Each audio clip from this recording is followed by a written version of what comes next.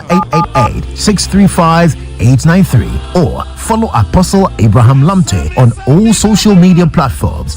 Art of Worship UK edition. You can't afford to miss this. Let the heavens hear you tonight.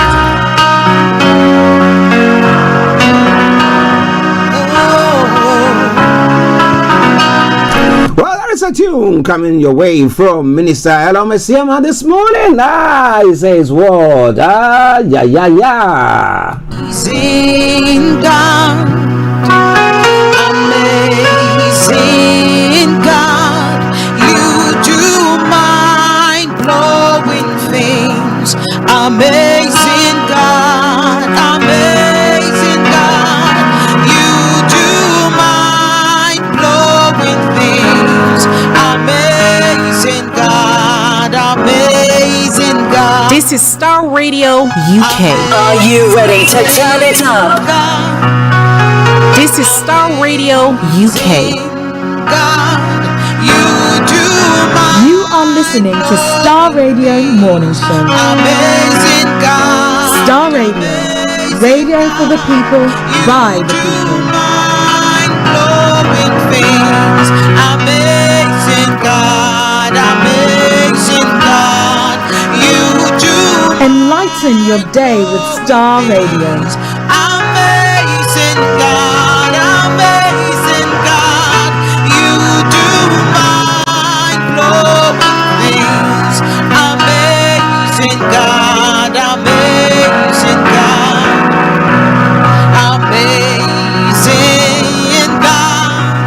You are amazing God, and you do wonderful things. Amazing God, This is Starr Radio UK. wonderful things. Amazing God, you do wonderful things.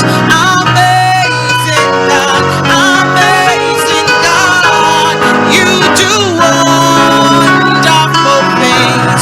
Amazing God, you do excellent things. Amazing God, you do excellent things.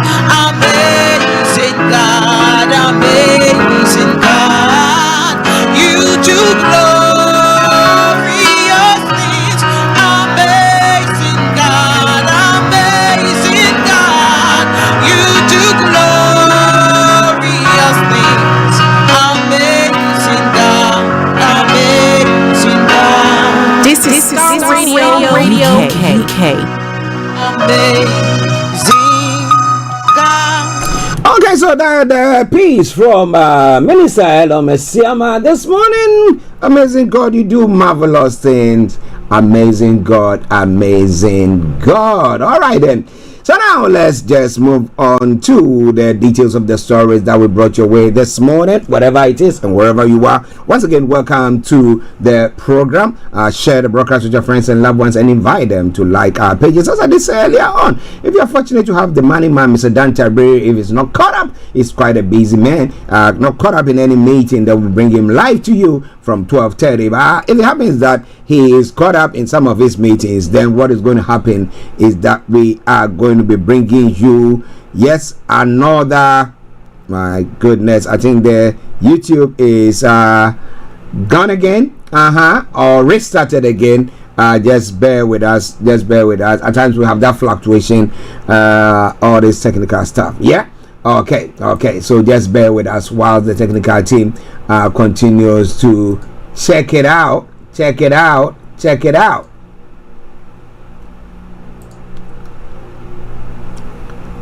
As I did say, it has restarted again, so just bear with us there. It's all coming away from Starr Radio UK, your favorite African and Caribbean radio station in London. It's a fluctuation of the that does it. Okay. But wherever you are, once again, my apologies, my sincere apologies for that there. Thank you very much for tuning in to listen to us. A quick commercial break whilst my producer, Mr. Francis Guy, sees to sort that out for us. Stay tuned. Hey, Charlie, you're on your way to Ghana. Boy, oh boy, you stressed out, tired. Go, you're going to be resting. Okay, then let me recommend to you JN Mobile Spa in Accra, Ghana. Oh boy, JN Mobile Spa, they provide organic care in massage. Are you stressed? Do you need rejuvenated, etc.?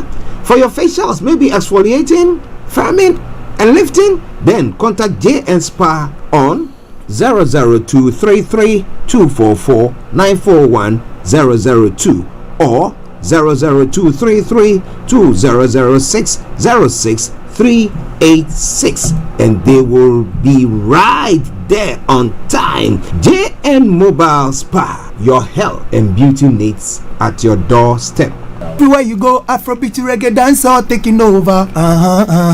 Everywhere you go, Afrobeat reggae dancer taking over.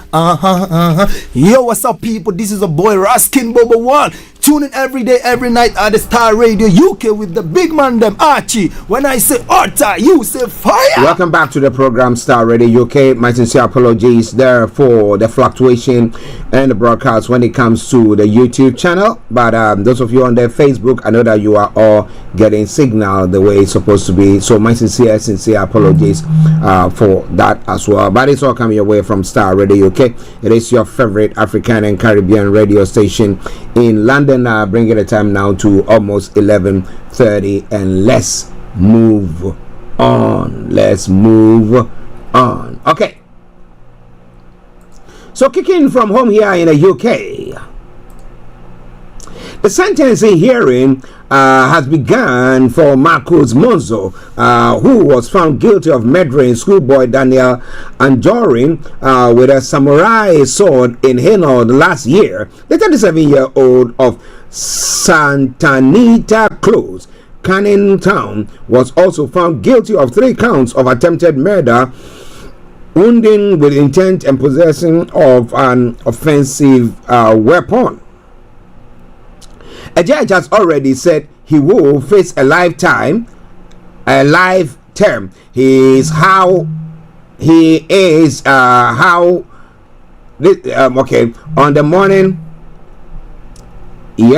morning of 30th April 2024, Monzo rampaged through the street of Northeast London, going on a mayhem. Virtually killing the student. And also, yes, Daniel's family, who is in court today, has remembered the 14-year-old as a gifted child with so much potential. The judge has already said he will face a life term. Monzo rampaged through the street of Northeast London, injuring several people over the course of 20 minutes. So we'll be bringing you the sentence, but definitely it's going to be alive.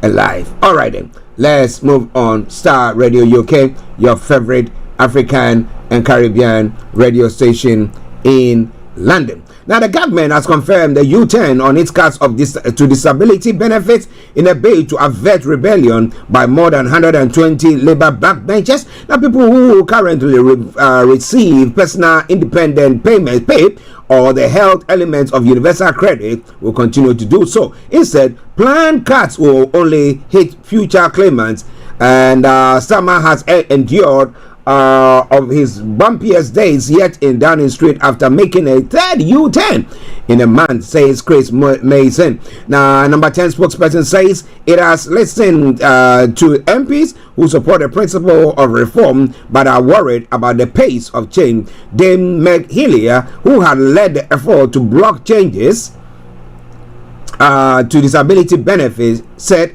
she will now support the government welfare bill as it is a good step forward. So let's see how it all pans out there. But what do you think about all that? It's all coming away from Starr Radio UK, your favorite African and Caribbean radio station in London. It's all well and good, but the question is, how are they going to be paying for that, funding that. Government now has to go look for money.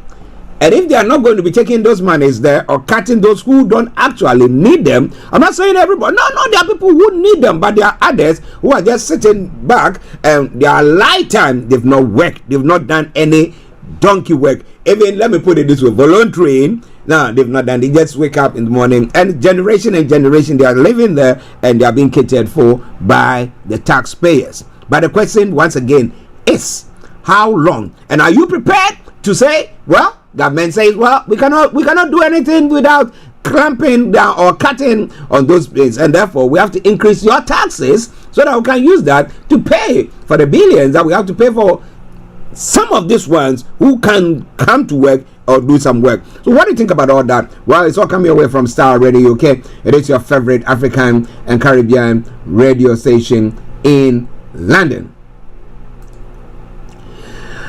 A man who stabbed his wife to death in front of their infant son after tracking her to a refuge has been found guilty of murder. Now, Habib Masum stabbed Kalsuma Akhtar more than 25 times after confronting her in Bradford while she pushed their 7-month-old son in a pram in April 2024. The baby was unharmed. Now, Bradford Crown Court had Miss Akhtar, 27, had been living in a refuge in the city since January after Masum held a knife to her throat at their home in Oldham. Now, Masum, 26, of Leamington Avenue in Burnley, had pleaded guilty to manslaughter and possession of a bladed article, but was convicted of murder after a trial. He was also convicted of 1 count of assault by beating, making a threat to kill, and stalking. His trial had Miss Akhtar left the hostel to meet a friend on the day of the attack in the belief that Masum was away in Spain. However, he later confronted her in the city center, having tracked her through her phone location. This thing that people are doing, using phone locations to be tracking maybe their partners and doing all stuff. Why do you want to? You see, if it's a kid, they don't know their left from their right. You know, in this world, or in this age where we have sort of, let me put it this way, gang culture and all that stuff, you want to see that you be able to track the kid and all those things, fine. But when we want to go on the path of tracking our partners, now listen, if you don't trust the person, just let the person go, because no matter what the person does, you will not trust the person. Okay, because of at times, because of your own insecurity. I remember back in the day, a friend of mine, what is it, Paul White's brother, forgotten his other name, but Chireda, I've forgotten his name, but White, that's his name as well. That was his surname. And he was saying, if you find that, he said something, I've forgotten it, but he says that, now set the love free, just set it free. If it's yours, it will come back. If it never comes, then it wasn't yours. So trying to be in control, controlling people, it's one of the things that I really hate, because I don't like sycophancy. I don't like people who pretend. If you like me, I want to know that you really like me. But I don't want you to say you like me and when in my presence, and when I'm not there, you do all sorts. That is a no. And that's why I will not go to a part of tracking them. But those people, I don't know what goes on in their up there.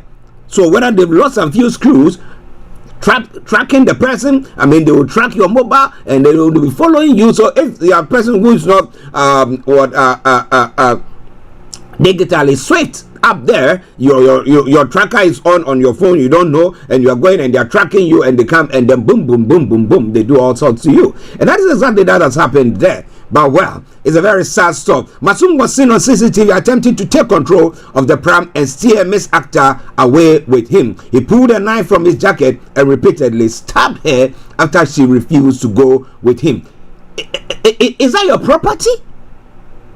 Is that your property? Let's say you were the one who brought the person into the country. Let's say because of you, the person is got it. Is that your property? But at times, mental health, and somebody will say, well, you don't know what the person have done and all those stuff. Boy. Okay, let's leave it. Maybe somebody will say, you've not seen some before. Maybe if you see some, maybe you will think otherwise. And I don't think so. If you want to hold somebody down, the person doesn't want to be held down, you can go to heaven and come back on earth. the person will leave you. So why? All right then, Starr Radio UK. Look at his face. Well, I've not created a human being before. But interesting. Just bear with me. Starr Radio UK, your favorite African and Caribbean radio station in London. Let's move on to other parts of the world. Let me say thank you to every one of you who are tuned in this morning to listen to us. Now, going straight to Iran. Iran. It's happening this morning. Yeah. In the heart of the Iranian capital, the Booth Cafe serves up refreshing cold drinks on a hot summer day. They must be the most distinctive iced Americano cafes in this city. The cafe sits in the leafy corner of the long-shuttered U.S. Embassy. Its high cement wall have been plastered with anti-American murals ever since Washington severed relationship with Tehran in the wake of the 1979 Iranian Revolution and the hostage crisis, which still casts a long shadow over this tortuous relationship. Inside the charming Booth Cafe, Amir, the barrister, says he likes relations to improve between America and Iran. Now, U.S. sanctions hurt our businesses and make it hard for us to travel around the world. He reflects as he pours another iced coffee behind a jaunty wooden sign. Keep calm and drink coffee. Now, only two tables are occupied. One by a man covered up in a long black veil, a woman covered, my apologies, in a long black veil, another by a woman in the blue jeans with long flowing hair, flouting the rules on what women should wear. As she cuddles her with her boyfriend. Oh boy, this person is looking for death, right? Well, because you are not allowed that. But you look at all those things that is happening and you ask yourself the question. And the question is, what has been the impact on the attack on Iran by the Americans? But interestingly, Iranian authorities have carried out a wave of arrests and multiple executions of people suspected of links to Israeli intelligence agencies in the wake of the recent war between the two countries. And that was where I signed a word of warning when the authorities were calling people to come out and oust the government. And I'll say, no, you're not going to be there for them, because they started, and now that you said, oh, let's back off, oh, we didn't intend that, and now they are executing them. It comes after what officials describe as an unprecedented infiltration of Iranian security services by Israeli agents. Now, authorities suspect information fed to Israel played a part in the series of high-profile assassinations during the conflict. This included the targeted killings of the senior commanders from the elite Islamic Revolutionary Guard Corps, nuclear scientists with an which Iran attributes to operatives of Israeli Mossad intelligence agency working inside the country. Now, shaken by the scale and precision of these killings, authorities have been targeting anyone suspected of working with foreign intelligence, saying it is for the sake of national security. Whew. The fact that you are working with an foreign intelligence, whether you were part of it or not, boy, you are going down. Now, but many fear this is also a way to silence dissent and tighten control over the population. Now, during the 12-day conflict, Iranian authorities executed 3 people accused of spying for Israel on Wednesday. Just 1 day after the ceasefire, 3 more individuals were executed on similar charges. Officials have since announced the arrest of hundreds of suspects across the country on accusations of espionage. State television has aired alleged confession from several detainees purportedly admitting to collaboration with Israeli intelligence. Now, human rights groups and activists have expressed fears over the latest development, citing Iran's long-standing practice of extracting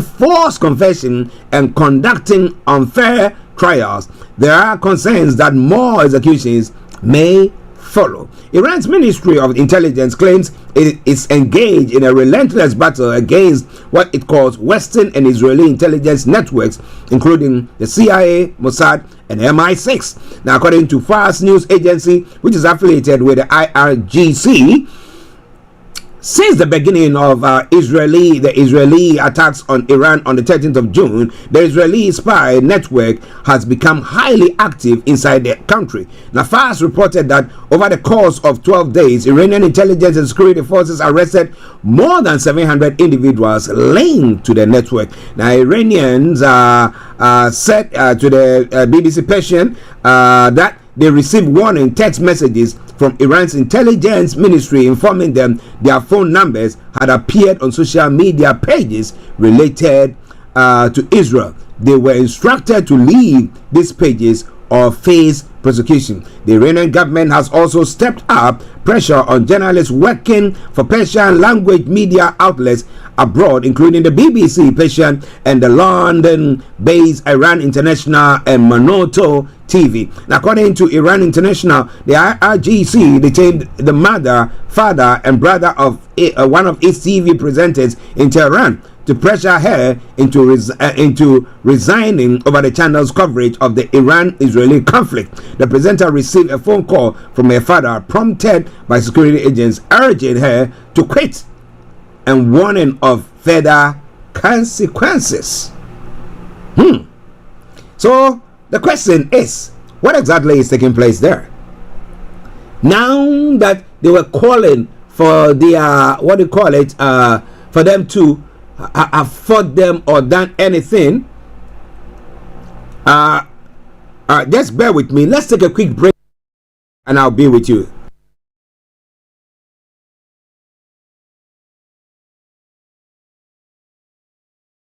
Hi guys, this is your friend Uruj from SendWave. SendWave is a money transfer app that is used by people all over the world to send money to their loved ones in Africa. With SendWave, you can send money to Ghana, Nigeria, Kenya, Uganda, and Tanzania. And the best part is, SendWave is absolutely commission free. Our exchange rates are excellent. You can see for yourself by checking them out on our website. So how do you use SendWave? SendWave is an app that you can download onto your phone from the App Store or Google Play Store. The app is free to download. After downloading it, just open the app and enter your name, email, and phone number. That's it. You're good to go. Make sure you use the promo code SR. S for Star, R for Radio. This promo code will give you £5 free credit to send to Africa on your first transaction. Your money will be delivered to your recipient within seconds. Feel free to call me on 0749 7377 647 at any time. I'll be happy to tell you all about SendWave and help you in any way I can. Remember to use the promo code SR for £5 free credit. Medasse. My worship thing is coming. United Kingdom, get ready for a divine encounter like never before. On the 9th of August 2025, Abraham Lambton Ministries presents the maiden edition of Art of Worship in the UK. An unforgettable evening of glory, praise and revelation. Join us on the theme, The Nature of Worship, as we unlock the heart of true worship with none other than Apostle Abraham Lambton, a prophetic voice for this generation. I may be down, but still I will worship you. I may be naked, but still I will worship you. And that's not all. Prepare for anointed ministrations from powerful vessels of worship: Lady Frida Akrofi, Minister Chanel Kale, Minister Emmanuel Jemfi, and a Rabbanam music. The venue: Praise Gate Temple, Unit 5, Pit Lake, 46 Industrial Estate, West Croydon, CRO 3RA. The time is 5 p.m. sharp. Come early, come expectant. This isn't just another event, it's a move of God. Mark your calendar, bring a friend, and let heaven kiss earth as we explore the art of worship. For more information, call +44 7888 635 893 or follow Apostle Abraham Lambton on all social media platforms. Art of Worship UK edition. You can't afford to miss this. Let the heavens hear you tonight. Hey, Charlie. You're on your way to Ghana. Boy, oh boy. You stressed out. Tired? Go, you're going to be resting. Okay, then let me recommend to you JN Mobile Spa in Accra, Ghana. Oh boy. Jane Mobile Spa, they provide organic care in massage. Are you stressed? Do you need rejuvenated, etc.? For your facials, maybe exfoliating, firming, and lifting? Then contact JN Spa on 00233 244 941 002 or 00233 2006 06386, and they will be right there on time. JN Mobile Spa, your health and beauty needs at your doorstep. You are listening to Star Radio Morning Show. Okay, welcome back. My apologies there. There was somebody who was not finding their way, so we're watching through the CCTV, but my producer stepped out, so I needed to just say to the person. So my apologies there. Listeners, Star Radio UK, your favorite African and Caribbean radio station in London. Yeah. So what do you think about what is happening in Iran? Quite a difficult one. But information coming through from there as we go on. Like I said earlier on, we'll try to see whether we can get our money man joining us this afternoon. We'll see if he sends us a message. We'll do that. If not, then we'll bring it on when we repeat broadcast that we have been involved we've had with him. Now, Iran's supreme leader has insisted that the U.S. gained no achievements from the strikes on its nuclear facilities in its first public address since a ceasefire with Israel was agreed on Tuesday. Ayatollah Ali Khamenei has said strikes did not accomplish anything significant to disrupt Iran's nuclear program, and described the retaliation against America air base in Qatar as dealing a heavy blow. I mean, we don't have enough pictures pertaining to that to say what actually took place.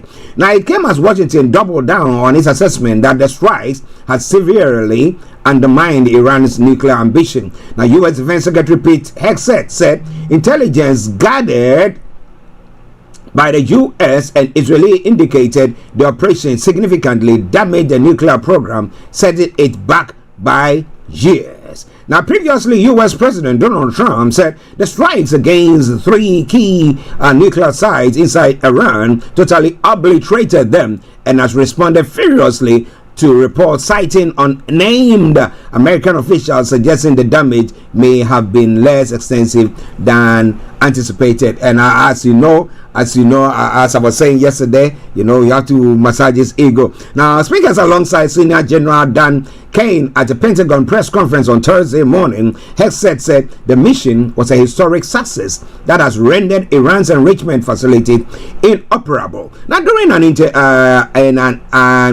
during and at times combative exchange with reporters, Hegseth also said that U.S. was not aware of any intelligence which indicated the enriched uranium had moved out of the Fordo, the deeply buried facility which the U.S. targeted with powerful so-called bunker buster bombs prior to the strikes. Ladies and gentlemen, this is Star Radio UK, and this is your favorite African and Caribbean radio station in London.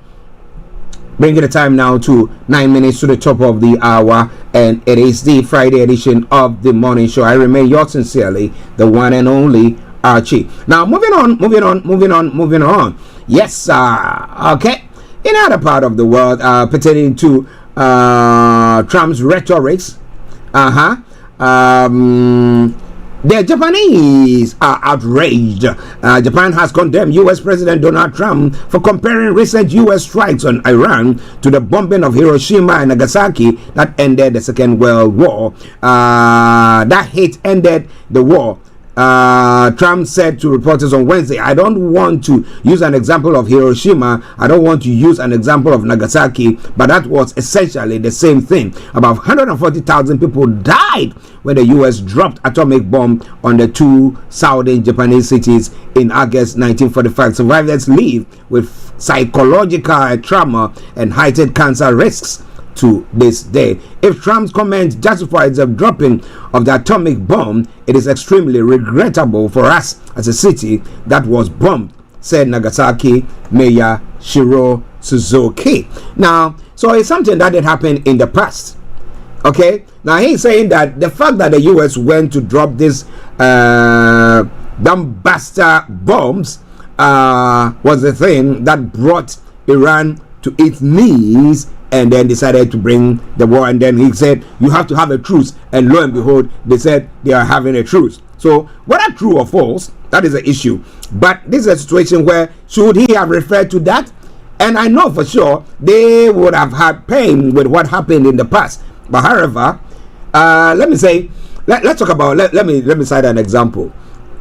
Like Christians will say, God will deliver us from every Egyptians or anybody capturing us, like how the Egyptians were all washed or killed in the Egyptian soldiers were killed in the sea. Now, if you refer to that, then the Egyptians should be angry as well.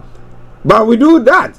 So I don't get it, but well, maybe it's a pain because some of them are alive and have their scars and things to prove. That is what is making them think that, hey, don't do that, or the trauma that has been going on in their heads for ages. Maybe that is what is happening. But ladies and gentlemen, Starr Radio UK at 11:54.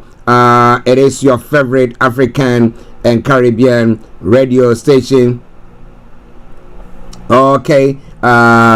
This morning, and I will be having our money man, Mr. Tabiri, as I did say on this morning, and we are going to look at savings and investment for the home and debt management for the home. Savings and investment for the home and debt management. So be rest assured it's going to be coming your way. It's all coming your way from Starr Radio UK. It is your favorite African and Caribbean radio station in London. So we can go on to look at all the rest of the stories making the round. But remember, exactly at 12:30, we have our money man joining in. But if you want to post your comments or do anything, you want your voice to be heard this morning, feel free, go to Teams. Just look for Starr Radio UK, and for sure, we will get to you. I will acknowledge your radio comments there as well. Starr Radio UK. Now, interestingly, some events or developments in other parts of the world, more than a third of Tuvalu citizens have entered the ballot for a World First Climate Visa, which would allow them to permanently migrate to Australia. Now, opening for the first intake on the 16th of June, the influx of registrations could indicate that the program will be hugely oversubscribed, with only 280 visas awarded to Tuvalu citizens from the random ballot each year. The visa program has been pegged by the Australian Foreign Affairs Department as a landmark response to the threat of climate-related displacement. Now, I guess 5 meters above sea level, the tiny Pacific and archipelago is one of the most climate-threatened nations in the world. What can be done for them? It's existential. There have been about 1,124 applications submitted to the ballot as of the 27th of June, which accounts for 4,052 Tuvalu citizens, with the inclusion of family members. The island nation is home to 10,643 people, according to census figures collected in 2022. And being here watching, looking at some pictures of it, it's a stretch like that. So any little tsunami or this can just wipe it all out. But well, that's where they find themselves living, and there's a tendency that it will all be washed away. But what can be done for them? Can we relocate them? Relocate them to where? And I have another picture seeing a woman walking in a flood in the buildings, and vehicles virtually all destroyed there. It's quite a dangerous one. I don't know, if you live in that part of the world, you will want your family out like no man's business. But when everybody seems to be saying that, we got to shut our borders, we don't have to allow anybody in, we have to just be by ourselves. And I ask myself the question, for how long? And at times when our deeds or decisions or policies causes people or causes nations to be facing serious events like environmental ones like this and others, and because of our foreign policies, cause people to now think, no, we can't stay there. Everything is against us, and we want to move on. They would say, no, we're not going to allow you to come in. But meanwhile, you stoke problem, you stoke fire, and then you can't. So it's quite an interesting one. But what do you think about all that? It's all coming away from Starr Radio UK. At 2 minutes to the top of the hour at a time, the morning show, the program. I remain yours sincerely, the one and only Archie. As I did say, if you want to hop in, feel free to do so. But let's move on to other parts of the world as well. So what do you think should be done for these people, as I did say? Well, going back to Japan again, Japan has executed a man who murdered 9 people in 2017. The first time since 2022 that the country has enacted capital punishment. The serial killings by Takahiro Shiriashi, dubbed the Twitter killer, had shocked the country and triggered debate over how suicide was discussed online. Shiriashi, then 30, lured his victims, most of them young women between the ages of 15 and 26, to his apartment before strangling and dismembering them. The killings came to light in October 2017 when police found body parts in the Japanese city of Zama near Tokyo when they were searching for one of the victims. Now, Shirashi later admitted to murdering 9 suicidal victims and revealed that he got acquainted with them on Twitter, the social media platform now known as X. He then told them he could help them die, and in some cases claimed he will kill himself alongside them. So he said, get ready, we're going to die together, yeah? Then he just, and once he finishes, he said, Otilo, now you have taken your thing, you are gone. He's still going to be the champion, he's going to be alive to see to things. Really? Well, his Twitter profile contained the words, I want to help people who are really in pain. Please DM that direct message me anytime. 9 dismembered bodies were found in coolers and 2 boxes when officers visited his flat, now which was dubbed by media outlets as a house of horrors. Now, while prosecutors sought the death penalty for Shirashi, his lawyers argued for the lesser charge of murder with consent, claiming his victims had given him their permission to be killed. They also called for an assessment of his mental state.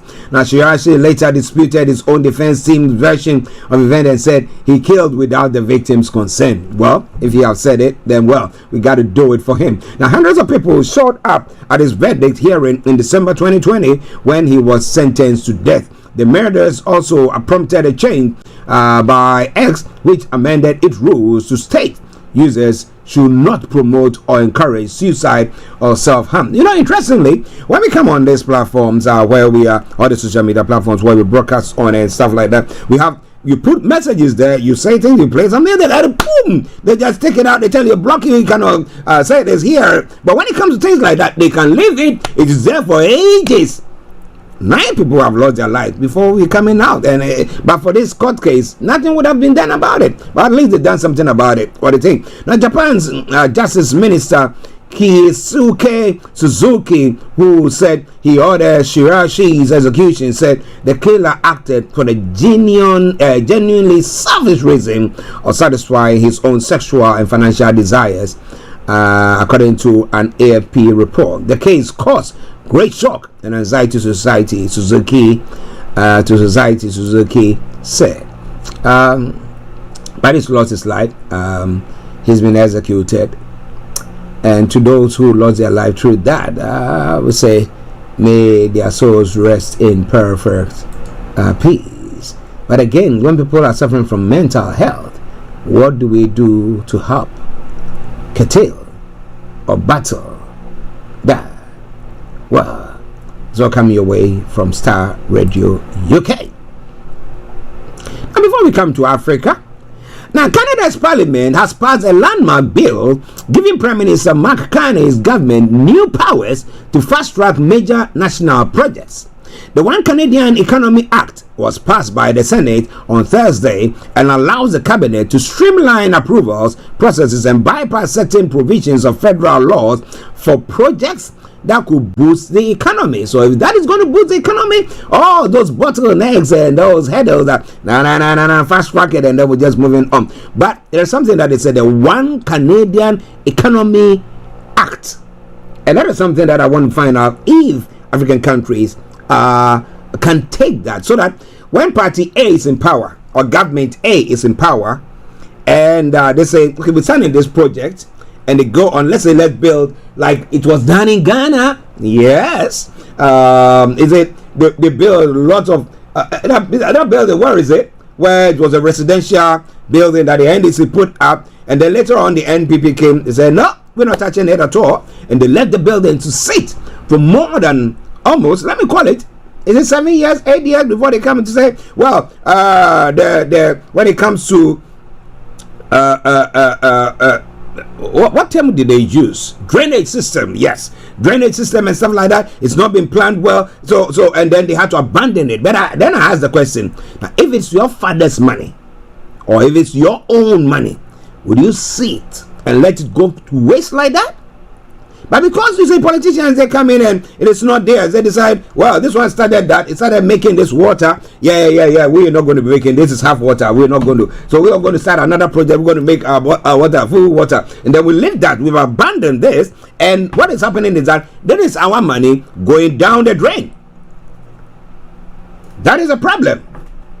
So I don't know. But I want to have your take on that. Do you think that is a good thing that some of our government do? Or like the Canadians have gone to Parliament and done that. So we have One Canadian Economy Act. So that is an act, whether it's Party A or Party B, so far as it went through Parliament and they say, yes, green light, let it go, then it's going to go. Whatever the situation is, they're going to leave it there. But what do you think? It's all coming away from Starr Radio UK. Now, supporters have argued that the legislation is a critical step in reducing Canada's dependence on the United States amid trade tensions sparked by President Donald Trump's tariff. But it has been criticized by indigenous groups and environmental activists who say expediting the project could stifle opposition voices.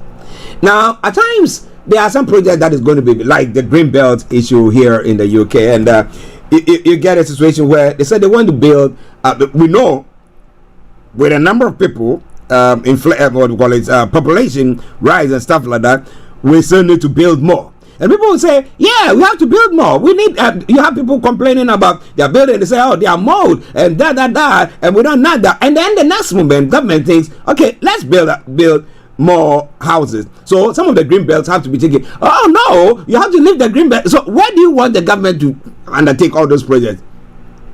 I don't want to use the word like I'll ask on top of your head.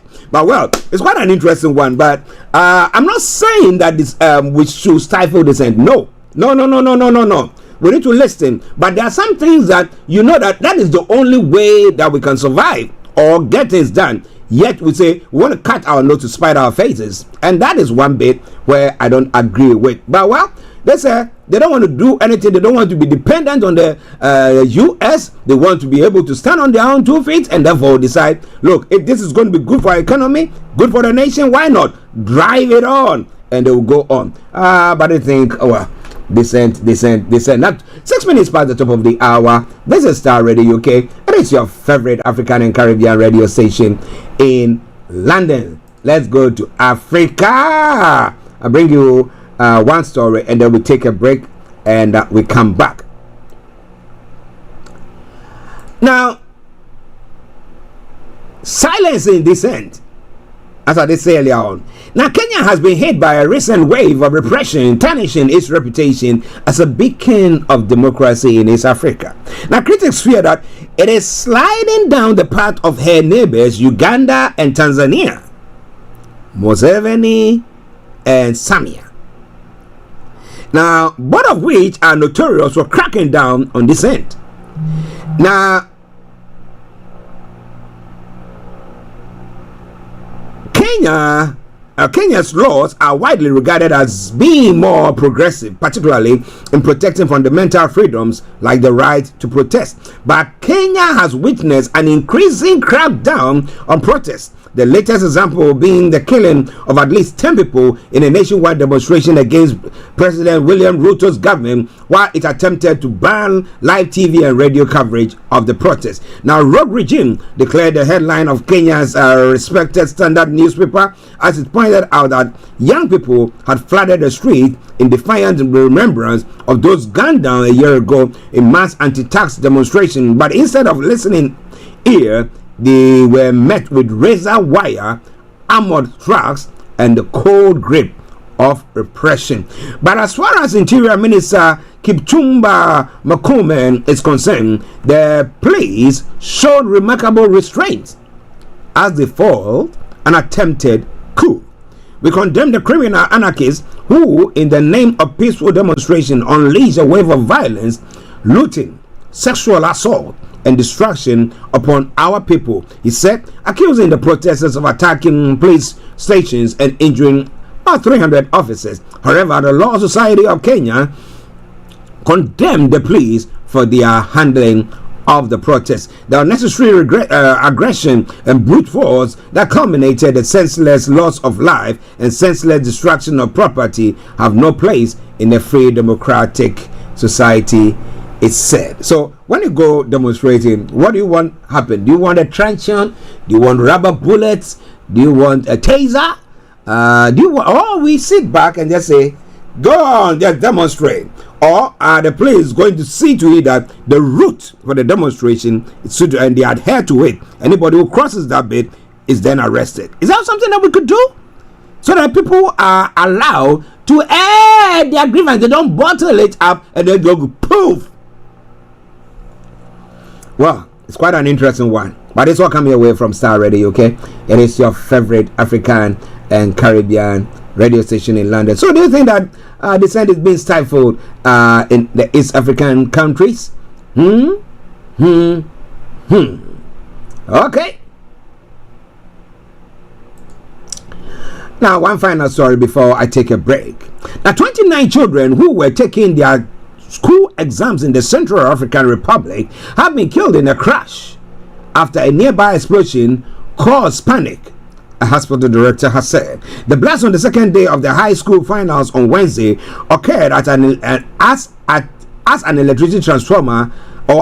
electricity transformer, said Abel Asai from the Bangui Community Hospital. Now, the noise of the explosion combined with smoke caused alarm among the almost 6,000 students sitting the baccalaureate at a school in the capital, Bangui. Local radio station Deke Loka has reported. The president, Faustin Achanga Todera, has declared a period of national mourning. He also ordered that the more than 280 people who were wounded in the crash get free treatment in hospitals. Students from 5 different schools in the capital had gone to the Lycée Barthélemy Boganda to sit the baccalaureate exam. The education ministry said the explosion happened after power was restored at the electricity transformer located on the ground floor of the main building that had been undergoing repairs. I also offer our sincere condolences to the parents of the affected candidates and wish a speedy recovery to the injured candidates. Education Minister Ryan Simplice Gombilet Zingas said in a statement. He also announced the suspension of further exams. Well, are they going to fix a new date for that? But people have lost their lives, they've lost their children, and some are hospitalized. And we wish those who have been hospitalized a speedy recovery. Those who are dead, condolences there to the family, and may they rest in perfect peace, and to the families, condolences. Ladies and gentlemen, Starr Radio UK, your favorite African and Caribbean radio station in London. Let's take a break. We come back and I'll bring you other stories making the rounds in other parts of the world. I remain yours sincerely, the one and only Archie. Stay tuned.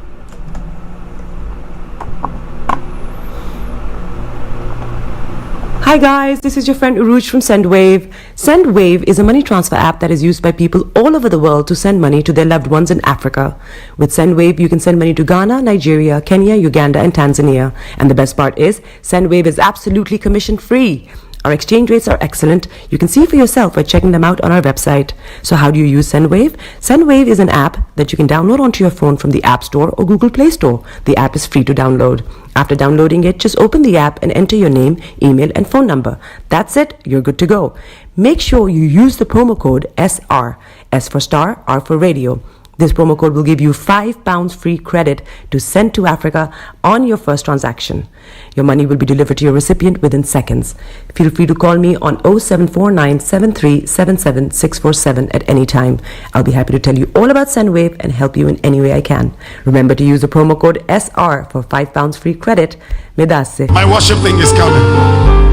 United Kingdom, get ready for a divine encounter like never before. On the 9th of August 2025, Abraham Lambton Ministries presents the maiden edition of Art of Worship in the UK. An unforgettable evening of glory, praise and revelation. Join us on the theme, The Nature of Worship, as we unlock the heart of true worship with none other than Apostle Abraham Lambton, a prophetic voice for this generation. I may be down, but still I will worship you. I may be naked, but still I will worship you. And that's not all. Prepare for anointed ministrations from powerful vessels of worship. Lady Frida Crofi, Minister Chanel Kale, Minister Emmanuel Jemfi, and a Rabbanam music.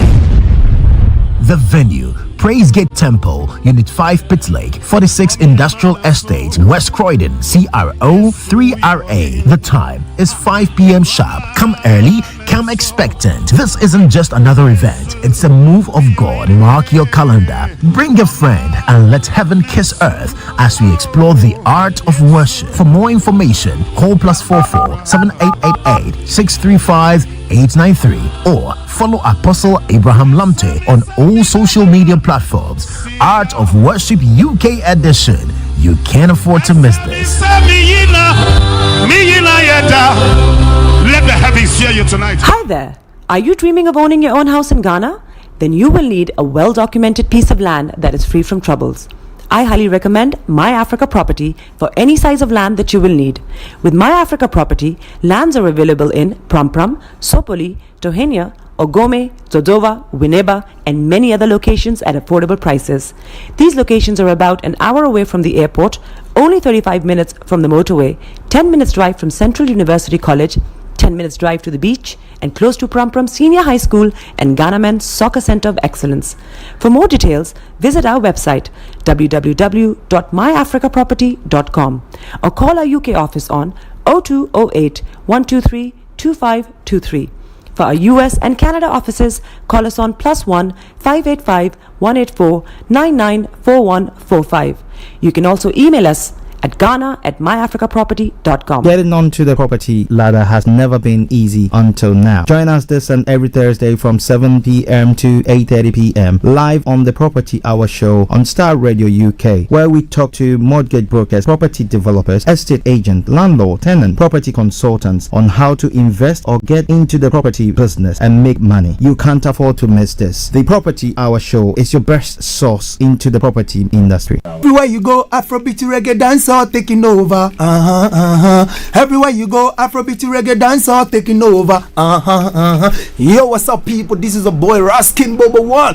Tune in every day, every night at the Starr Radio UK with the big man them Archie. When I say Arta, you say fire. Welcome back to the program. This is Starr Radio UK. Our time exactly 12:16. My apologies. I'm going to say 11:16, 12:16, and it is the Friday edition of the morning show. I remain yours sincerely, the one and only Archie. I'll be joined in the next 14 minutes by our man, Mr. Tabiri, and today this afternoon we'll be having a look at savings and investment for the home in these times where everything, the price of everything is skyrocketing and flying left, right, and center. And you wake up in the morning and you have a call. Yeah, you know, we need that, and then that, and the family and everything. Are you able to save?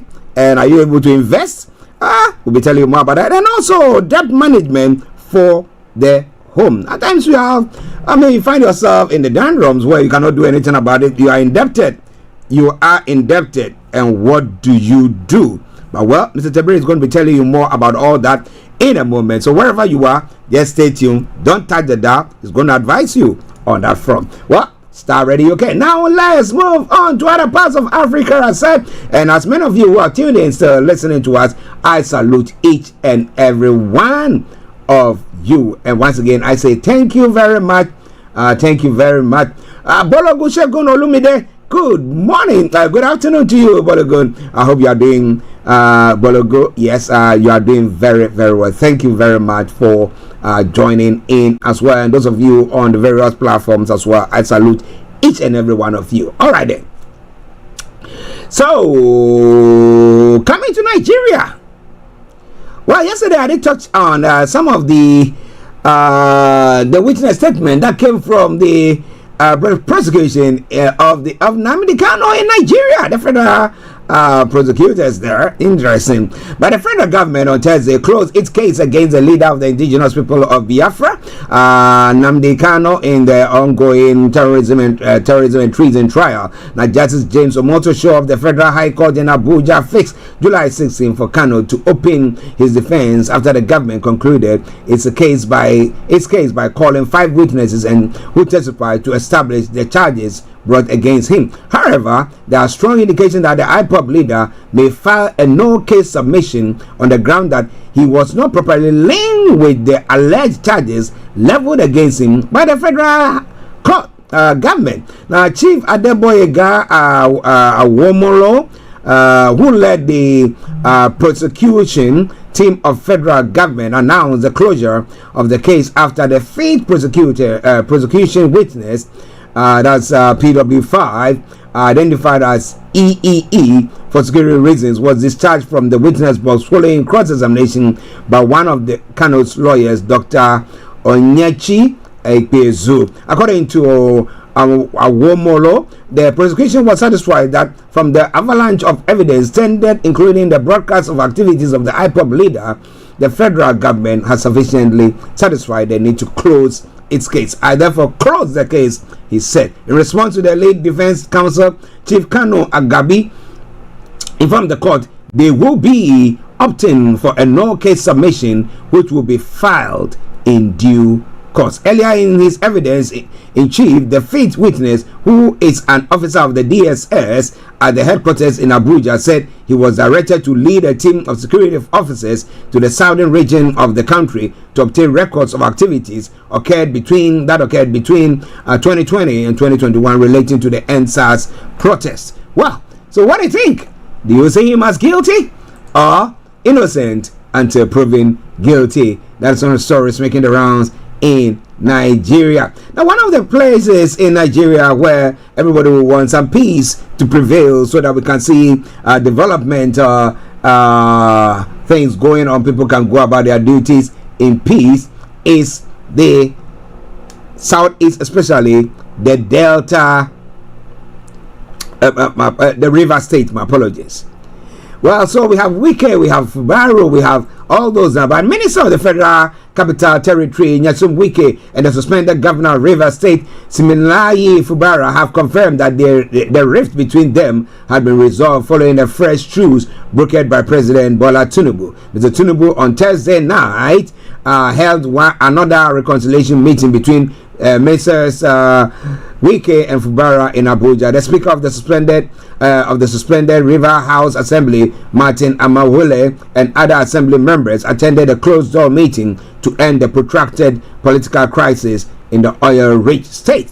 Now, on Friday, News Message Network obtained information saying that Wike and Fubara, alongside some Assembly members, were addressing reporters after the closed-door meeting. And in quote unquote, they said there is no more acrimony. Okay, well, so let's see what happens there. This is all coming your way from Starr Radio UK, and this is your favorite African and Caribbean radio station in London. They need their egos massaged. Well, at 12:21, A couple of stories before we bring the first part of the program to close, and then prepare ourselves to have our money man, Mr. Dan Tabiri, joining in. The national chairman of the governing National Democratic Congress, Johnson Esidin Ketira, is calling for a separation between the roles of the Attorney General and Minister of Justice to strengthen Ghana's fight against corruption and improve justice delivery. What do you think about that? Now, speaking during a panel discussion at the 2025 African Governance and Anti-Corruption Summit in Accra on Thursday, June 26, Esidin Ketia emphasized that the country must, as a part of the ongoing constitutional review, make effort to separate the two roles to ensure greater accountability in justice delivery. Now, from hindsight, I think that we are wrong in combining the Office of Attorney General and Minister of Justice, for instance. What do you think? Because you could have Attorney General, and if he is the Minister of Justice, he sits in cabinet with his colleague ministers. All policies that are coming from the other sectors are cleared at the cabinet. So it is because it becomes very difficult for the same member of the government or cabinet to now seek to arrest or prosecute his colleagues. So do you think that there should be a break? Or having another body like the Office of the Special Prosecutor is doing the job? According to him, the prosecutorial powers of their country are vested in the Attorney General, who also happens to be the Minister for Justice. On the one hand, he will sit in cabinet, but participate in the approval of all the programs, and when one of the programs goes wrong by the way of implementation, and you ask him to now go and arrest his colleague and prosecute them, it becomes a problem. How true is that? So what? Do we have Attorney General who is not part of government? Or what?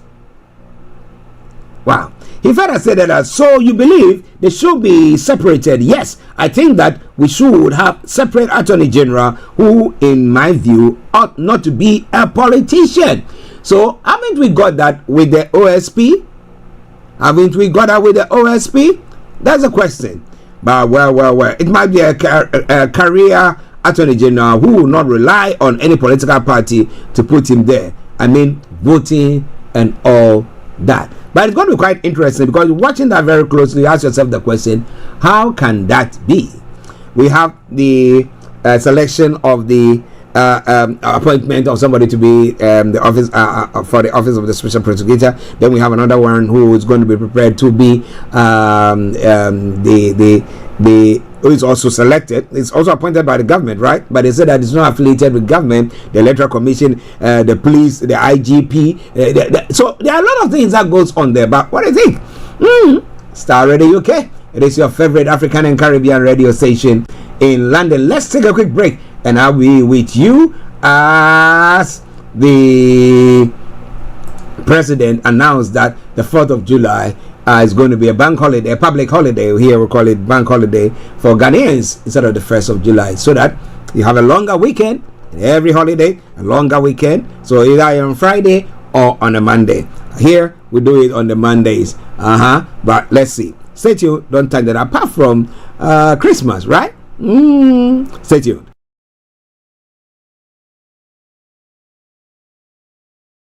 Hi guys, this is your friend Uruj from SendWave. SendWave is a money transfer app that is used by people all over the world to send money to their loved ones in Africa. With SendWave, you can send money to Ghana, Nigeria, Kenya, Uganda, and Tanzania. And the best part is, SendWave is absolutely commission-free. Our exchange rates are excellent. You can see for yourself by checking them out on our website. So how do you use SendWave? SendWave is an app that you can download onto your phone from the App Store or Google Play Store. The app is free to download. After downloading it, just open the app and enter your name, email, and phone number. That's it. You're good to go. Make sure you use the promo code SR. S for Star, R for Radio. This promo code will give you £5 free credit to send to Africa on your first transaction. Your money will be delivered to your recipient within seconds. Feel free to call me on 0749 7377 647 at any time. I'll be happy to tell you all about SendWave and help you in any way I can. Remember to use the promo code SR for £5 free credit. Medasse. My worship thing is coming. United Kingdom, get ready for a divine encounter like never before. On the 9th of August 2025, Abraham Lambton Ministries presents the maiden edition of Art of Worship in the UK. An unforgettable evening of glory, praise and revelation. Join us on the theme, The Nature of Worship, as we unlock the heart of true worship with none other than Apostle Abraham Lambton, a prophetic voice for this generation. I may be down, but still I will worship you. I may be naked, but still I will worship you. And that's not all. Prepare for anointed ministrations from powerful vessels of worship. Lady Frida Akrofi, Minister Chanel Kale, Minister Emmanuel Jemfi, and a Rabbanam music. The venue, Praise Gate Temple, Unit 5 Pit Lake, 46 Industrial Estate, West Croydon, CRO 3RA. The time is 5 p.m. sharp. Come early, come expectant. This isn't just another event, it's a move of God. Mark your calendar. Bring a friend and let heaven kiss earth as we explore the art of worship. For more information, call +44 7888 635 893 or follow Apostle Abraham Lambton on all social media platforms. Art of Worship UK edition. You can't afford to miss this. Let the heavens hear you tonight. Okay, listeners, Starr Radio UK, your favorite African and Caribbean radio station in London. We're teetering towards the time that we have our money man joining in to bring you, yes, the money hour. And as I did say, well, how do you control? How do you save in these times where there's so much, everything is expensive, the cost of living is high, and all those bits, and invest as well. Savings stroke investment for the family or for the home. And then if the family is indebted, how do we fight that? How do we resolve that? We'll be telling you more about all that as the program goes on. So keep your dials logged on Starr Radio UK.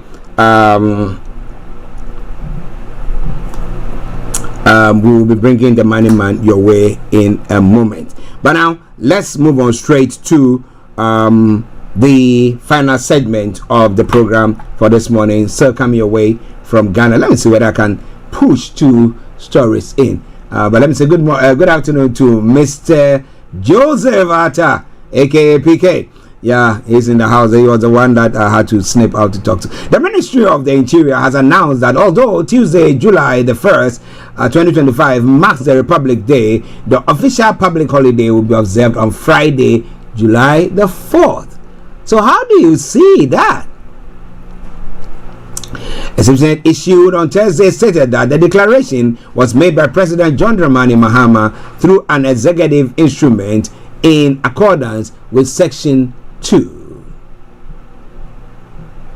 of the Public Holidays and Commemorative Days Act 2021. The general public is hereby informed that Friday, the 4th of July 2025 has been declared as a public holiday and should be observed as such throughout the country. The statement noted this comes after Parliament on Wednesday, June 25, passed the new Public Holidays and Commemorative Days Amendment Bill 2025, removing the August 4 Founders Day holiday from the national calendar, and in its place, September 21, the birthday of the Ghana's first president, Osajifo Dr. Kwame Nkrumah, was reinstated as the official Founders Day. Is Founders with an S or Founder? The Founder.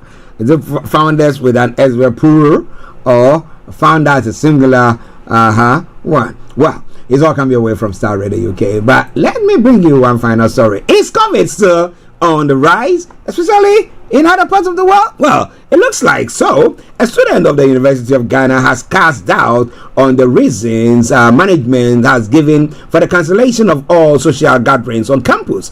A rise in COVID-19 cases has prompted the University of Ghana to announce the immediate suspension of all social events. Now, Professor Rosina Chiramantin, Dean of the Students' Affairs, signed an official notice on Wednesday, June 25, issuing the directive. The statement indicated that the Office of Students' Affairs is taking taking preventative measures to safeguard the health and well-being of the university community. Due to the resurgence of COVID-19 cases on the University of Ghana campus, it has become necessary to suspend all social gatherings with immediate effect. The notice read, the restriction affects all student organizations, including departmental and school associations, the junior common room, and a lot more from there. But Starr Radio UK, your favorite African and Caribbean radio station in London, where I can say assuredly that we got our money man on, and we are going to cross over to him. That will be just after. Yes, let's just line ourselves up whilst I bring him on. The Money Hour with Mr. Dan Tabiri. And let me see whether he can hear me. Mr. Tabiri, good afternoon. Good afternoon to you, Archie. Good. How are you doing, sir? I am doing great. It's lovely out there. The weather is great, so we're all enjoying our 5 minutes of sunshine. Well, 5 minutes of sunshine where the money still remain as it is and expenses goes higher and higher, which you are going to be addressing for us this afternoon. Good. Hopefully. Yes, hopefully. So, ladies and gentlemen, Mr. Dan Tabiri, CEO of GIL Accountancy Services, our money man, who is here this afternoon with us to look into some topics that is picked that he thinks or he believes that will benefit you greatly. So, Mr. Tabiri, I've already mentioned it, but from the horse's own mouth, what are we looking at this afternoon, sir? Okay, this afternoon, time permitting, we want to try and look at maybe two components of the finances or issues which affect the home finances. And if we have the opportunity of time, we will be able to look at savings and investment, what it involves, what's contained in there, what's available out there. Obviously, we don't have time to delve into granular detail, the type of investments and savings that are there, but we will have a summary picture of what it all entails, just to give us an idea where to look or where to put our money in savings. Okay. And then also we would touch on debt management, because I believe debt is a critical component of the home finance. Debt can create all sorts of problems, as we know, both physical and psychological. So we want to look at these two important components of the home finance. Okay, interesting. Ladies and gentlemen, Mr. Dan Tabiri, CEO of GIL Accountancy Services. But for a disclaimer's sake, does it apply to every part of the world or particularly to the UK? Well, most of the things that we are going to discuss really would apply everywhere else. Most of them say advisedly. So where it doesn't apply to the rest of the world, I would emphasize that. Yes, but generally the ideas that we're going to share should not be different wherever you are. You still need to make some savings and investment plans for yourself and your family, and so it will be applicable. Okay, so if you are listening to us from any part of the world, be rest assured whatever we are saying, if you apply it, it will help you there. Ladies and gentlemen, Mr. Dan Tabiri. So let's kick off savings and investment in these times where everything is high and you get the money, your pay or your wages, whatever is applicable, and by the time you say jack, everything is already gone. It's not enough. So how do we save? How do we invest? Yeah. So if I take myself back to my first economic class, one of the first topics that you treat in economics is about scarcity and choice. Yeah. So in life, you are faced with a choice. or choices, because you find yourself in a situation where there's scarcity of resources. So scarcity brings choices. The need for choices is because we don't have enough. Therefore, there's the need to manage the scarce resources that we've got. And in doing so, it means you have to make some choices. Choices that would help, the little that you have in your hands to go far. So, similarly in the home, we find ourselves that we have to manage our finances, because our finances do not have unlimited resources. We need to manage the finances so that it can take the family far. And one of those critical decisions that we have to make that affects directly the financial well-being of the home is savings. It's savings and investments. And really, in simple terms, what is savings? Savings is postponed consumption. So instead of consuming what you've got today, you put something away for consumption in the future. Okay. So you're postponing today's consumption for future. We are living beings, and we expect to live on for some time, God willing or God permitting us. We want to live long into our old age and spend long time with our families. And therefore, it's always important that you, in setting your financial goals, you also have an eye on the future and your financial well-being, not just for today, but also for the future. That is why savings is important for you and I. Okay. Well, so ladies and gentlemen, you know why savings is good for you and I, or important. And it says postponing your consumption of something that you could have done it today for tomorrow's livelihood, okay, or living well.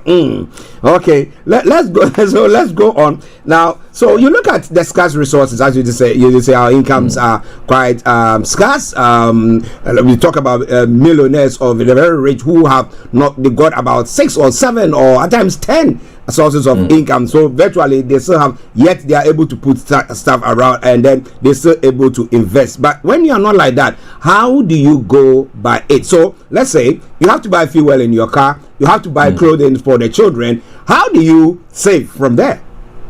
Yes, so it's difficult, and that's why we talk about management and making choices.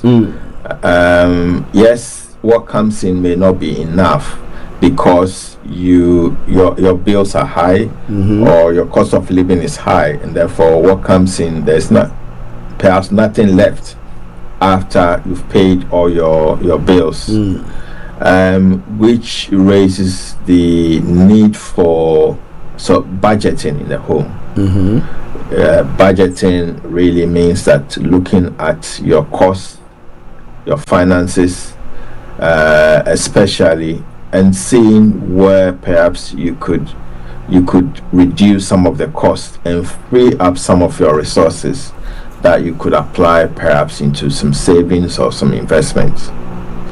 So before you even look at savings, you would have to take the first step of looking at some budgets for your home, looking at what you are spending and seeing where perhaps you could cut some corners or avoid some costs that perhaps you can do without.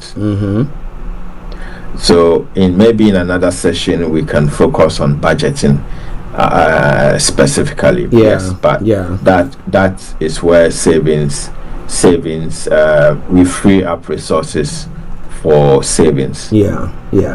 Okay. Listen, ladies and gentlemen, Mr. Dan Tabiri, CEO of GIL Accountancy Services, this afternoon bringing us the money hour, and we are looking at savings and investment for the home and debt management. Times allows us. We are going to be looking into all that, but we've started it. So wherever you are, if you have any questions or anything of the sort, feel free, send it to us, post it on the platform that we are broadcasting on, and we will for sure address it for you. Over to you, sir. Yeah, so savings provide a financial cushion for emergencies, and help to achieve short and long-term financial goals. So if you have some plans, financial plans in the future, or things that you want to do, you would need resources to do that. Yeah. And so savings afford you the opportunity to be able to accomplish that goal. So you need to put that money away. Also, savings allows us or provides a safety net. So from time to time, we all get unexpected financial crisis, and having the safety net of some money to fall back on, provides some peace of mind and security. That goes a long way to manage our stress levels and manage our anxieties and any psychological issues that may be affecting us. And then we've also cultivating a savings habit is crucial for achieving financial stability and fostering a secure future. So you need to be have the habit of saving rather than spending if you have some financial goals that you want to achieve. So that is savings. We want to look at some different types of savings accounts that we have on the market.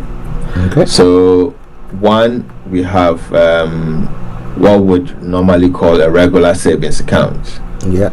So a regular savings account is what normally your bank may offer you if you have a current account with them. You may be able to open a savings account that maybe you can put some money in there for a rainy day, where you need it. And usually with a regular savings account, it offers a basic option for saving money, and it usually comes at a lower interest rate. And you can also have easy access to funds. So anytime you want to access your funds, you can simply log into your account and move money around whenever you want. So you don't need to give the bank notice or anything that you are withdrawing the funds. And so these come at much lower interest rates. Okay. So these are typically reserve accounts which are attached to our current accounts, or even ISAs that you've got.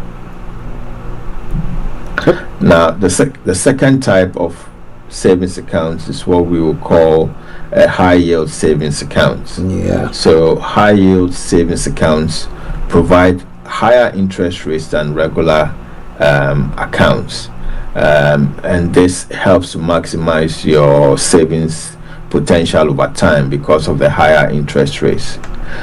These normally come in the form of incentivized savings. So perhaps you could be required to maybe save something like £100 over more than £100 a month, for example, or the bank will stipulate maybe you have to. If you save more than £200, you get this good rate of return. Or if you save a certain amount, you qualify for a higher rate of return. So that incentivizes you to save more, for a better return. And then we also have what we call the money market accounts. So the money market accounts usually combines the features of a savings account and a current account, and offering limited withdrawal ability with competitive interest rates. So the money market accounts have interest rates that are usually higher than even the high yield savings accounts. but what it offers is limited withdrawal ability, so you can't have access to your funds whenever you want it. So, for example, if you invest in the money market account, you could be investing for a limited time, a minimum time period. Okay. Say 6 months or 12 months, and you cannot withdraw your money until that term is over. The date, correct? That date expires. So that protects the bank from you withdrawing your money away from before the time that the account matures.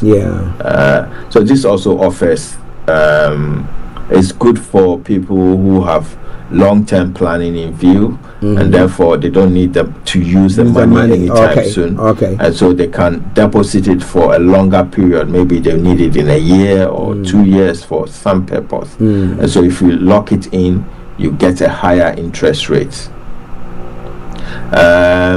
Some of these accounts are treasury bills, and also we've got things like government bonds and premium bonds as well.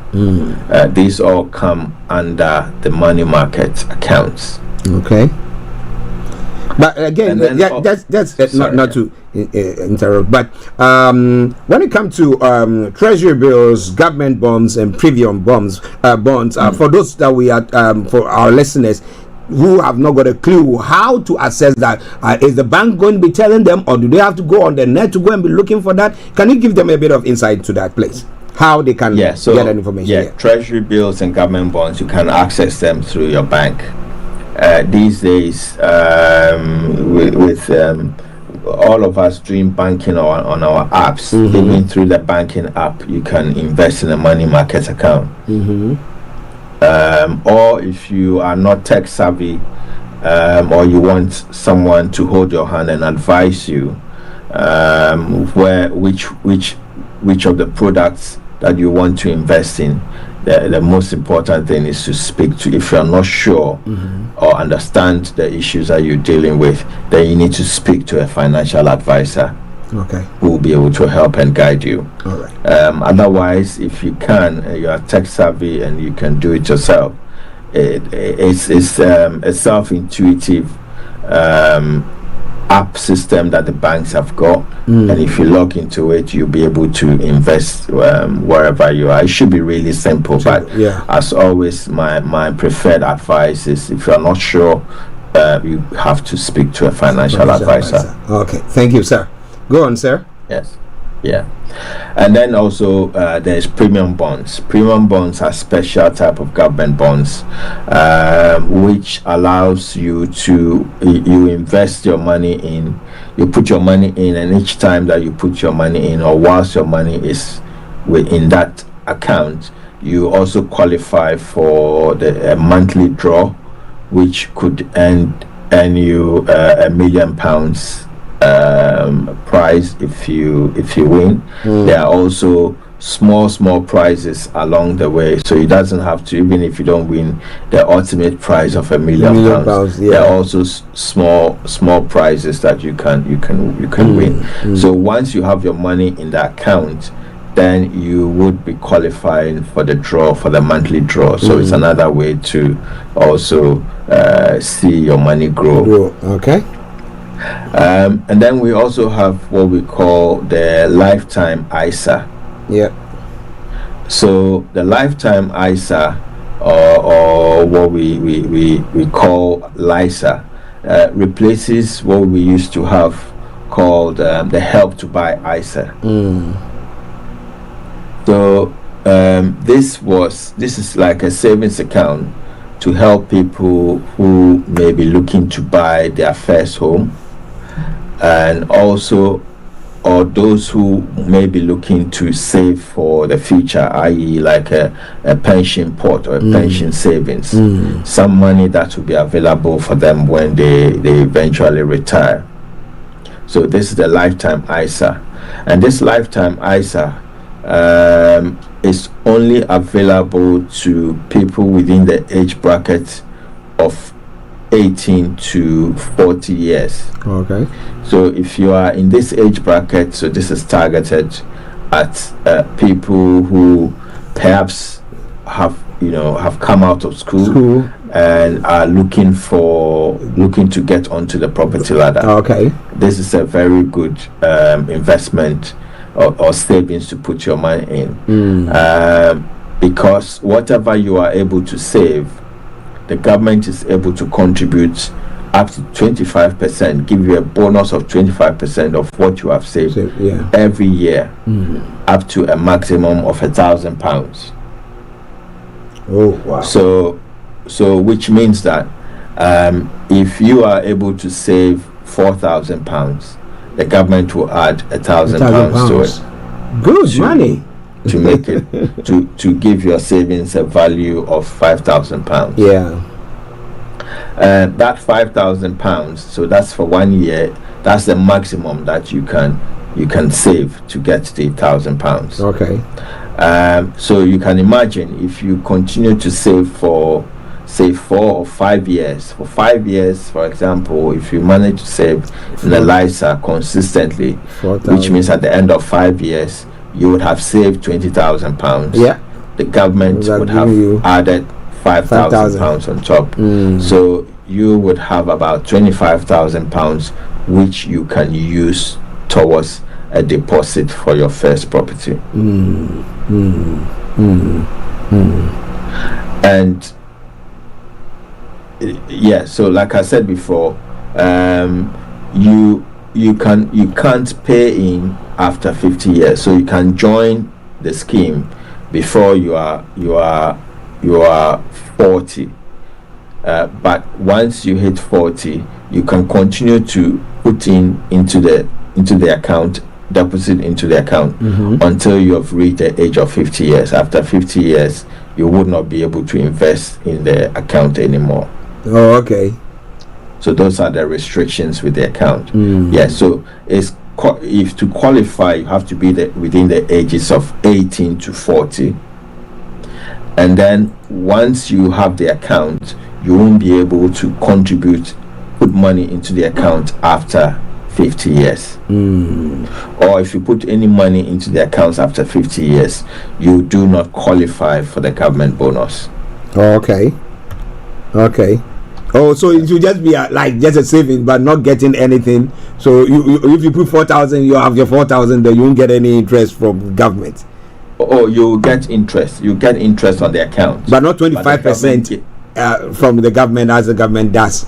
Correct. Okay. Correct. Thank you. Yes, Thank you you. Get interest on the account, but you will not get the bonus from the government.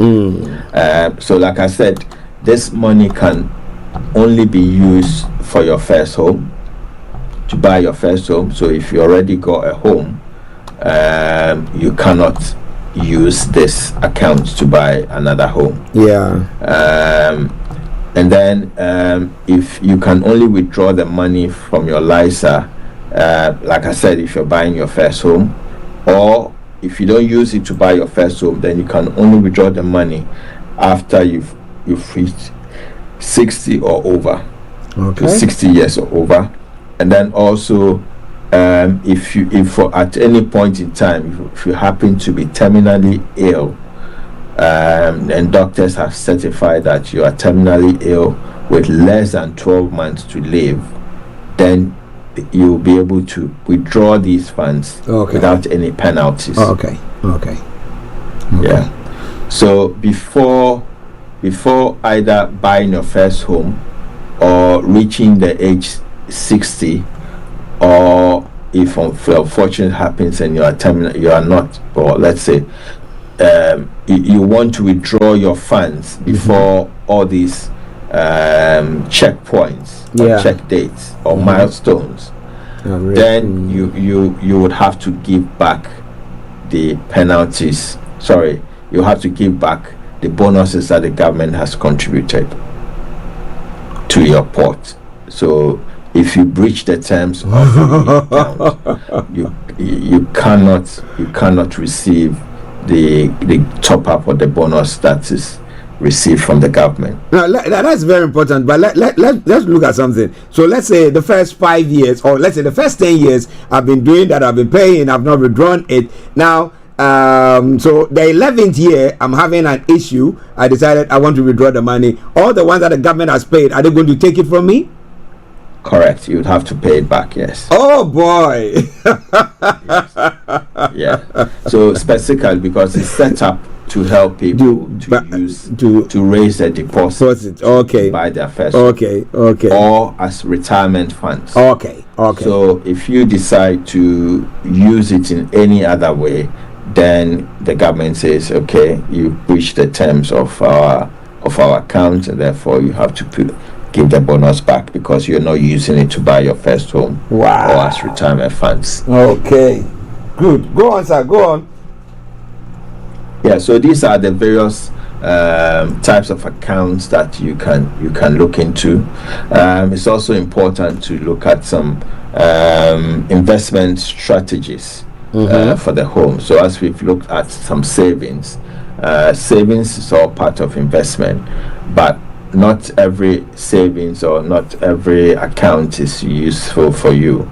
It's important that it's tailored to your own specific financial situation, your home situation, and your own financial goals that you have. So you align your investments with your financial goals. Okay. And that's why it's important to be able to speak to a financial advisor, because they will take a holistic view of your personal and circumstances. Look at your family, how many children you've got, where are the children, are they in primary school, are they in secondary school, are they nearing uni, what do they want to do themselves personally, when do you want to retire, how long, what's your age profile, what's your risk appetite like, and things like that.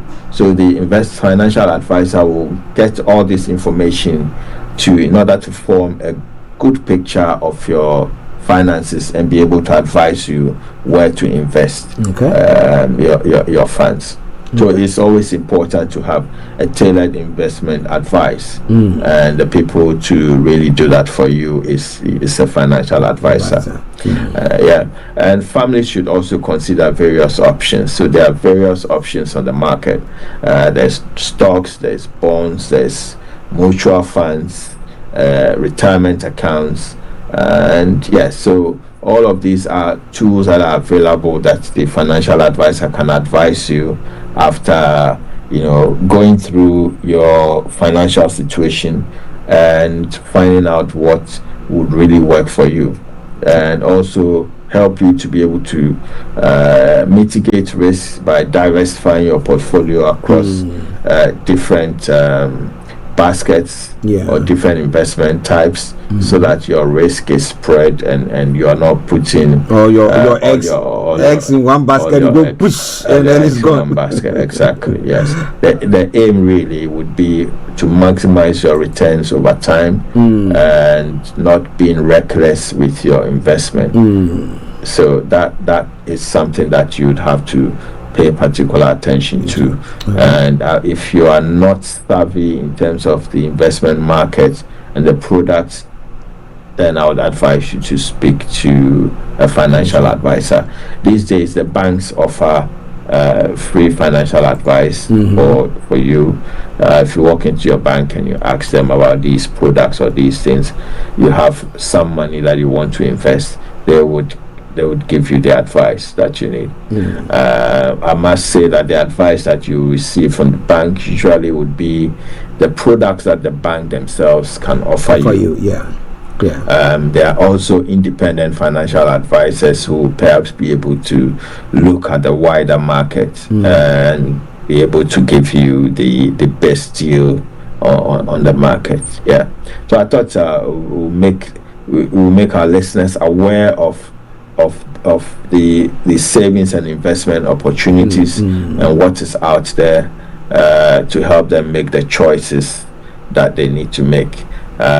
because there's not enough time for us to look at debt management. Perhaps we can look at debt management at another time. Yeah. Ladies and gentlemen, Mr. Dan Tabiri, CEO of GL Accountancy Services, this morning or this afternoon or today, depending on where you are, giving you some words of advice. I mean, if you are not one who likes to invest or save and do all those stuff, well, you're saying that you have to do that. You have to be you have to do that, because nobody knows. That becomes a safety net for each and every one of us in times of need. But Mr. Tabiri, one question before I'll let you sum it all up.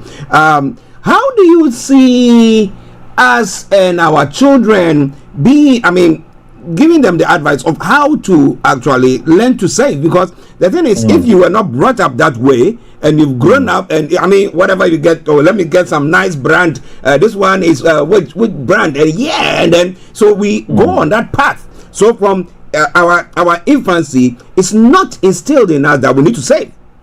So we blow and especially people with faith, we think, oh yeah, tomorrow another God will provide, boom, and then we are going. But listen to what you said this afternoon. There's a need that we instill that in our children while they are young. So what would you say about that, sir? Yeah, that's a very important question. Saving should be a habit. Saving should be a habit, and a habit is always formed over time. So we need to instill that in our children. It's an important habit to form, savings, so that they are not frivolous and they understand that they need to have some financial goals, and therefore they need to save. Whatever it is, they might, at this age, we are not asking them to save for their pension or anything. No. But maybe there's something ahead that they want to do. Perhaps maybe their brother or their sister's birthday is coming up, and they want to save something so that they can show them some love when it comes by buying them something. That's a financial goal. Yeah. And we teach them that, this is what you want to do. You want to spend £10 on your brother or your sister, then you need to save. You've got 10 months to go. So if you save £1 every month, then you would reach your financial target. So those are the things that we need to really show our children and allow them to be able to start thinking about money in a more responsible way, because once they become more responsible, then we can entrust those some more resources in their hands. I mean, what we've discussed today does not constitute financial advice, because I'm not a financial advisor to do so. But I would highly recommend, I know Monzo, it's one that I use personally with my family. Monzo provide a savings pot, and you can open children's accounts that you can put money in there for them to save, even if it's one pound a week savings for them, and they can also save into it as well, and build up their confidence about handling money and starting their head geared up when it comes to finances, because if they start well, then it's easier for them to. It's about building the knowledge of finance and managing money, which is very, very important. Wow, ladies and gentlemen, I hope that you've enjoyed the program. You benefited a great deal from our money man. Like he said, he's not a financial advisor, but it's from his perspective of as an accountant and somebody who's, when it comes to money, yes, he can talk to you about that. But if you need further clarity, talk to a financial advisor there. Okay, Mr. Tabiri, before we round up the program, I know that our time is fast spent, but because the listeners are enjoying, we are cool. Please, can you put sum it all up and then put your contact details across, and then we can bring the curtains down, sir? Yes, certainly. If anyone wants some form of guidance or steering on the things that we have mentioned, or they need, some pointing to the right place, or some ideas which they would like me to share with them, you can reach out to me on 07961248834, 0796124834. And if you let me know where you had my contact details from, if you mentioned Star Radio, yes, then I would be able to offer some advice to you or have a chat with you at no cost at all. Wow, that would be a savings for you there as well, you see. Okay, Mr. Tabiri, let me say thank you very, very much for this wonderful time with you this afternoon. It's quite an interesting and beneficial discussion that we've had. Almost always he comes in with a very, very beneficial one, and a word to our wise is always enough. So, well, thank you very much, sir. Thank you, and it's been a pleasure coming your way again this afternoon. Thank you. Have a lovely day, and then we catch up later. Thank you. Right then. Right. Bye. Well, ladies and gentlemen, that has been Mr. Dan Tabiri, CEO of GIL Accountancy Services, our money man, this afternoon, bringing you the money hour. And today we had a look at savings and investment. Well, for the home, we're not able to bring you the debt management, but in a subsequent program, we'll try to see whether we'll address that. Not that we'll try to see, we'll do that on the next program that will bring your way. So on that note, let me say thank you very much for every one of you on the various platforms tuned in to listen to us. It's been a pleasure coming your way, but remember, we'll be back with you, God willing, on Monday. It's going to be a hot one here in London over the weekend, rising up to about 34-35 degrees. But hey, you want to have a barbecue or something of the sort, you want to invite me, be rest assured I'm going to be there. Or be square. So on that note, let me say it once again as I normally will. I'm going to take a quick commercial break. We come back and it will be me Archie saying have a top of the day, have a lovely weekend, and I see you on Monday. I'm out like that. Bye bye for now.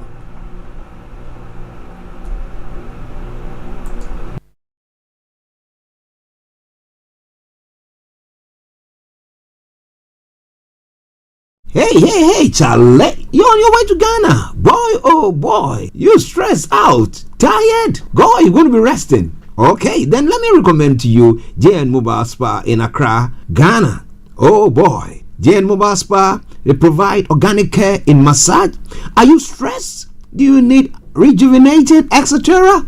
For your facials, maybe exfoliating, firming, and lifting? Then contact JN Spa on 00233244941 or 00233200606 and they will be right there on time. JN Mobile Spa, your health and beauty needs at your doorstep. My worship thing is coming.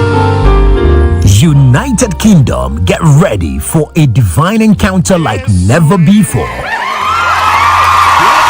On the 9th of August 2025, Abraham Lampton Ministries presents the maiden edition of Art of Worship in the UK.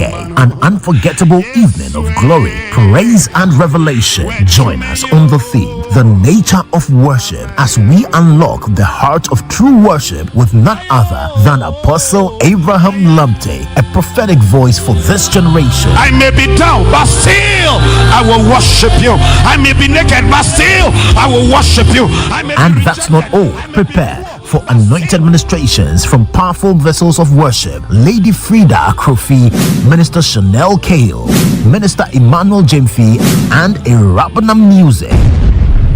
The venue, Praise Gate Temple, Unit 5 Pit Lake, 46 Industrial Estate, West Croydon, CRO 3RA. The time is 5 p.m. sharp. Come early, come expectant. This isn't just another event, it's a move of God. Mark your calendar, bring a friend, and let heaven kiss earth as we explore the art of worship. For more information, call +44 7888 635 893 or follow Apostle Abraham Lampton on all social media platforms. Art of Worship UK edition. You can't afford to miss this. This is Starr Radio UK. Let the heavens hear you tonight. Thanks for listening.